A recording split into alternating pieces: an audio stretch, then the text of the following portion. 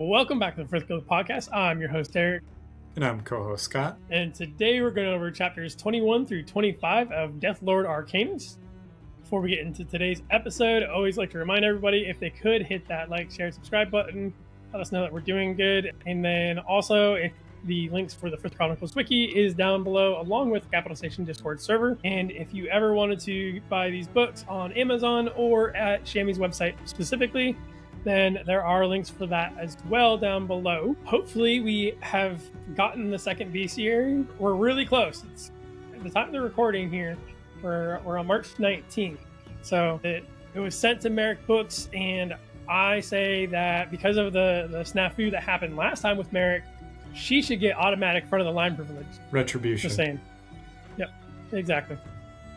Anyways, with that, we'll get into today's episode. Chapter 21 is Traitor. Big question leaving off from last time. Why is Raaza here? He is acting like a cultist, and we do find out as Gray goes to confront him that he is actually a spy at the academy. So Lord Otto sent him to the academy to spy on what's going on there, report back. Zahn was probably working for Lord Otto at that point too, but he's been feeding info about Gray, about the cotillion, about Gray's parents, pretty much everything bad that happened. You know, that one time they let Lord Voldemort into the academy, like all of that was just Razza feeding in info. They do get into a little scuffle, and this is where Razza's actually pretty good with his magic. He is able to use Foxfire to escape. Unfortunately, Gray's like, I've got a long distance weapon in lightning, and flops him pretty hard. People do start to notice that there's a bunch of noise going down in this hallway and show up, and Mika, who is Razza's little kitsune, is begging Razza to tell Gray something, because Gray's pretty much like, why would you do this? I don't get why you would do this. It doesn't make sense that you're a traitor. How could you betray everyone? And Mika's like, just tell him. Why won't you tell him? And with that comes into chapter 22, plans. Razza is in a pretty big rush to leave, and it's wild because Razza won't tell Gray what's going on, why he did what he did. Also, we have the two assistants that were in the altar room when Gray woke up, basically putting him into prison because he got in an altercation with Gray. Razza was like, I didn't start this, he did. And they're like, well, regardless of that fact, it's still your fault for whatever reason. Deathlord privileges. Exactly. It's not Razza's call, it's Deathlord Deimos' call. They show Gray to a bedroom, and I want to say that I want this kind of bedroom. It is like just massive. I imagine it would probably be like the size of my house, and like even the bed itself is just massive. Like two double kings together, or two king size beds together, or like in like four of them put together in a square. My headcanon. I don't care for the gaudiness of it. Like I'm not a gold person, but they also have all of the food that they would want, and I definitely cannot blame Gray for wanting to eat first before saving people later, but it gets the best of him, and Gray goes to find Ashlyn and Ekrib. He goes over and tries to like shake them awake. Gray, come on, bro. You know how this works. It didn't work the first 4 times. Like, you gotta use the dang soul catcher. So he does wake them up. He explains what's going on with Raaza to her, and she has to do a double take to realize that Raaza is working with Zahn. She makes... Because Gray's like, I don't care about Raaza anymore. How could he? He betrayed us. Like, blah, blah, blah, blah. And Ashlyn just like, it reminds me of this quote that I keep reading over my bed, like on the ceiling of the dorm. It says, mercy. Without it, we cannot help others find redemption. I feel like that's a little bit of an awkward place to put anything. Stare at the ceiling and just find a pillar quote. Right. Like, I mean, obviously it's not a mirror, so we're fairly thankful for that. But I wouldn't imagine putting anything on the ceiling anywhere. I feel like they should go on a hunt one day. Like, you have to go find all 122 pillar quotes, 120 pillar quotes. Getting back to Gray's immaculate and giant bedroom, they start to formulate their plan on how to get out of here.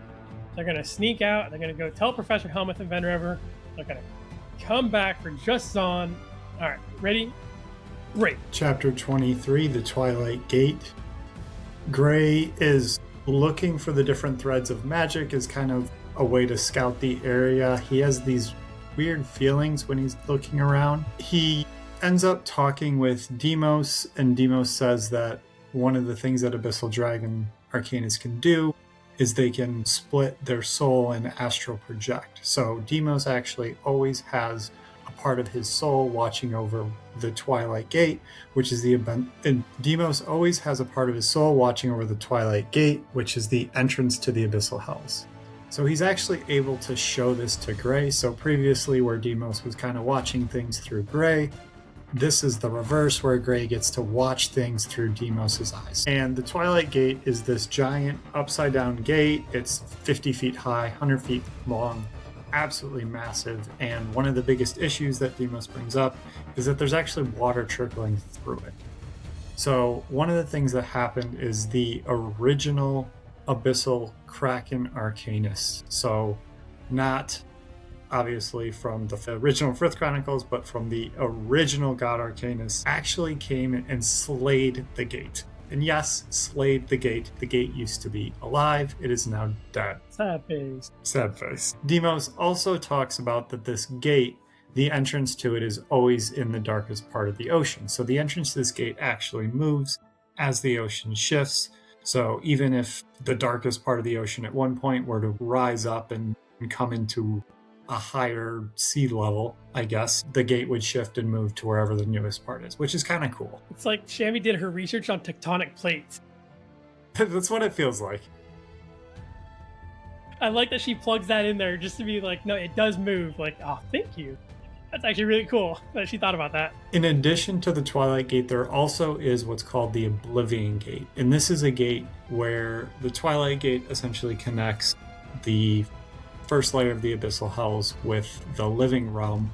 The Oblivion Gate is at the bottom of the Hells. And this is what the Deathlord Arcanist Umbriel is looking for. So as they're going through this at this point, Ashlyn actually wakes Gray up. He's actually been dreaming or astral projecting for quite a while at this point, and they need to get a move on. And chapter 24 picks up my brother. She says that basically she didn't realize that he was asleep or astral projecting until she was talking to him and he didn't respond back.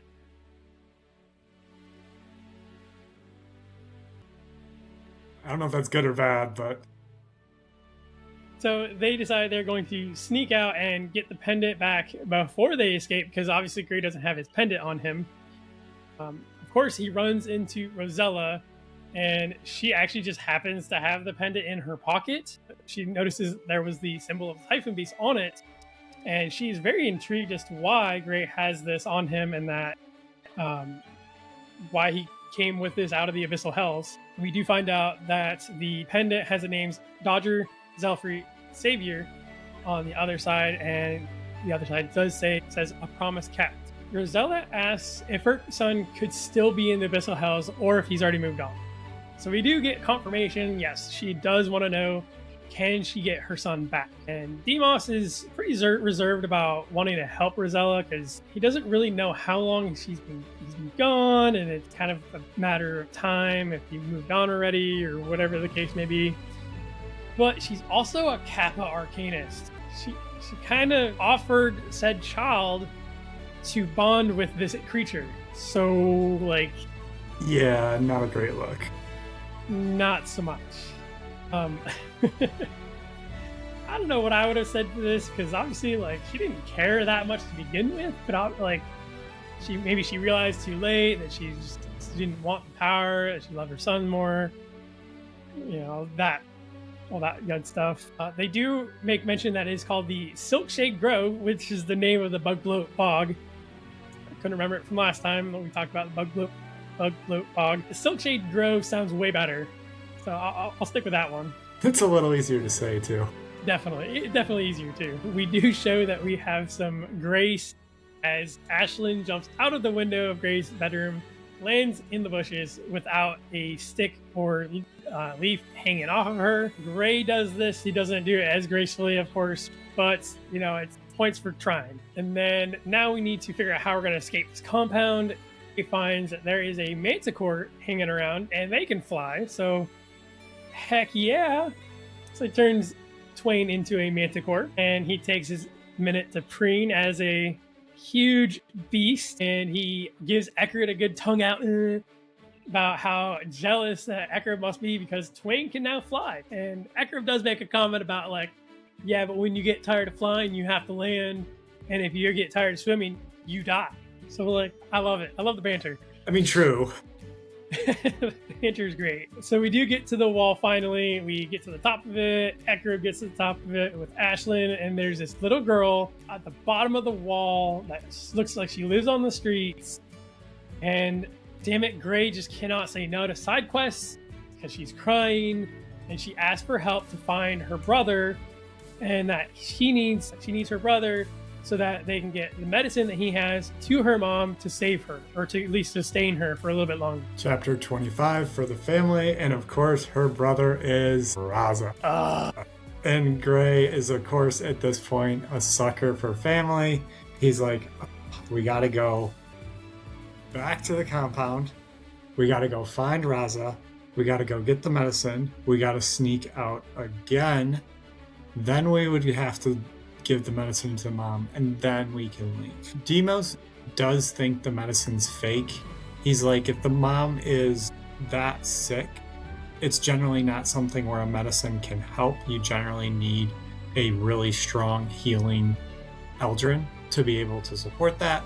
So he says most likely this is a gimmick that's actually like treating symptoms rather than actually healing the mom. But Gray says, yeah, you're probably right, but we're going to do this anyway.